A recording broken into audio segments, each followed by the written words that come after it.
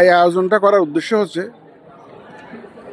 যে একটা আদর্শ একটা আইডিয়াল সিচুয়েশনে আমরা যে নির্বাচন দেওয়ার জন্য জাতির কাছে ওয়াদা দিয়েছি, একটা সুন্দর গ্রহণযোগ্য পার্টিসিপেটরি ইলেকশন উপহার দেওয়ার যে একটা ওয়াদা দিয়েছি, সেটা আয়োজন করতে গেলে একটা পোলিং সেন্টারে কী ধরনের আবহাওয়া থাকা দরকার, কী ধরনের পরিবেশ থাকা দরকার, ভোটারদের কিউ কীরকম হবে, পুলিং অফিসাররা কীরকম করে বসবে, প্রিসাইডিং অফিসাররা কীরকম করে বসবে, সার্বিক বিষয়াদি, ইভেন আপনাদের সাংবাদিক ভাইদের ভূমিকা কীরকম হতে পারে, যাবতীয় বিষয়াদি আমরা আজকে প্র্যাকটিক্যাল ডেমনস্ট্রেশনের মাধ্যমে দেখতে চেয়েছি এই একটা মক ভোটিংয়ের এক্সারসাইজের মাধ্যমে।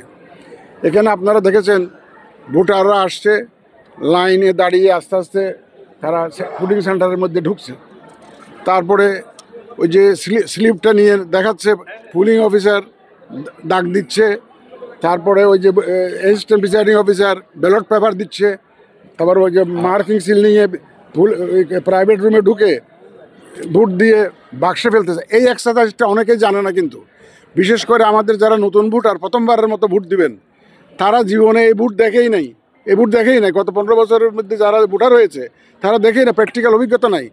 এইটার মাধ্যমে একদিকে একটা অভিজ্ঞতা সঞ্চারও হচ্ছে, আর অন্যদিকে আমাদের একটা রিয়েল টাইম যে একটা অ্যাসেসমেন্ট অফ দ্য সিচুয়েশন। কারণ আমরা নর্মালি 8টার থেকে ভোট শুরু করি, 4টার সময় শেষ করি। এখন আমাদের অতিরিক্ত দায়িত্ব হিসাবে একটা রেফারেন্ডাম, একটা গণভোট একটা এসছে। এই গণভোট একসাথে করতে হবে আমাদের। তো গণভোট যদি একসাথে করতে হয়, তাহলে আমাদের টাইম ম্যানেজমেন্টের একটা বিষয় আছে। এই আজকের এই অ্যাসেসমেন্টের ভিত্তিতে আমরা ঠিক করব যে আমরা যে ভোটার সেন্টার যে 42,500 প্লাস যে পোলিং সেন্টার ঠিক করেছি, whether this number of polling stations are sufficient or not, এটা কি আমাদের জন্য পর্যাপ্ত, না আমাদের ভোটের পোলিং সেন্টার বাড়াইতে হবে, নাকি পোলিং বুথ বাড়াইলে চলবে। একটা বুথ বাড়ানো মানে আমার কিন্তু 3 জন লোক বাড়ে, বাক্স বাড়ে, তো অনেক ধরনের অ্যারেঞ্জমেন্ট আমাদের এডিশনাল করতে হয়। এখন আমাদের যদি এডিশনাল অ্যারেঞ্জমেন্ট যদি করতে হয়, কী ধরনের অ্যারেঞ্জমেন্ট করতে হতে পারে, এই প্র্যাকটিক্যাল অ্যাসেসমেন্টটা আজকেও আমরা করতে যাচ্ছি।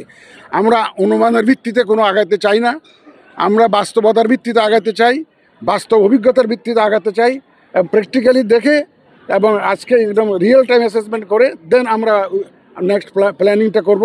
তাইলে আমরা একটা হিসাব করতে পারবো যে কয়টা সেন্টার যদি বাড়াইতে হয় বাড়াবো, যদি বুথ বাড়াইয়া চলে সেটা করব, এবং বাক্স যদি বর্তমানে যেগুলো প্রকিউর করেছি তাতে যদি সাফিসিয়েন্ট হয় হবে, আর যদি না হয় আর কী কী প্রকিউরমেন্ট করা লাগবে সে প্রকিউরমেন্টগুলো আমরা সেরে ফেলবো। তবে আপনাদের অবগতির জন্য জানাতে চাই, আমরা কিন্তু মোটামুটিভাবে প্রিপারেশন আমাদের আছে, কোনো অসুবিধা নেই, অসুবিধা হবে না ইনশাল্লাহ। আমরা সবাই মিলে ইনশাল্লাহ যে ওয়াদা জাতিকে দিয়েছি সেটা আমরা ইনশাল্লাহ ডেলিভার করব। এবং আপনাদের আমি তো বারবার করে বলে যাচ্ছি, এই যে আপনারা দেখে গেলেন, আমরা এইভাবে উন্মুক্তভাবে করতে চাই। আজকে মক ভোটিংটা যেরকম হলো, আমরা সেইভাবে একটা ইলেকশন উপহার দিতে চাই। আমরা কেন, ওই সাংবাদিক ভাইরা অনেকে বলেন যে আমাদেরকে ভিতরে থাকতে দিতে হবে। আপনারা দেখলেন একটা রুমের মধ্যে এজেন্টসরা আছে, পুলিং অফিসার আছে, প্রিসাইডিং অফিসার আছে, ভোটাররা ঢুকছেন। তাহলে এখন সাংবাদিক ভাই আমার এখানে আবার অবজারভাররা আসবে, দেশি বিদেশি অবজারভাররা আসবে।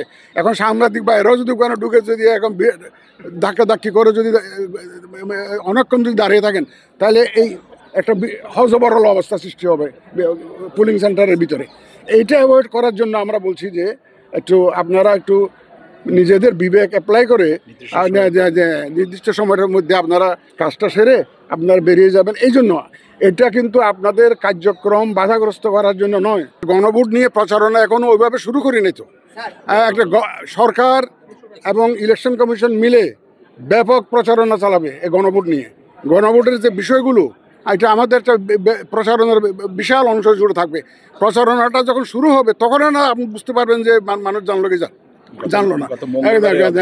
মাত্র অধ্যাদেশটা হলো গত মঙ্গলবার দিন, অধ্যাদেশটা হলো, আইনটা হলো।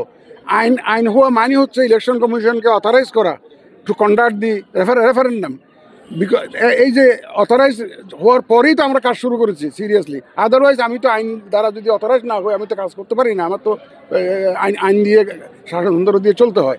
সুতরাং আমরা এখন তথ্য মন্ত্রণালয়কে দায়িত্ব দেওয়া হয়েছে, এই যে কালচারাল মিনিস্ট্রিকে দায়িত্ব দেওয়া হয়েছে প্রচারণা চালানোর জন্য। আমরাও আছি সাথে, আমরা সাধারণ মিলে এই প্রচারণাটা ব্যাপক প্রচারণা করবো।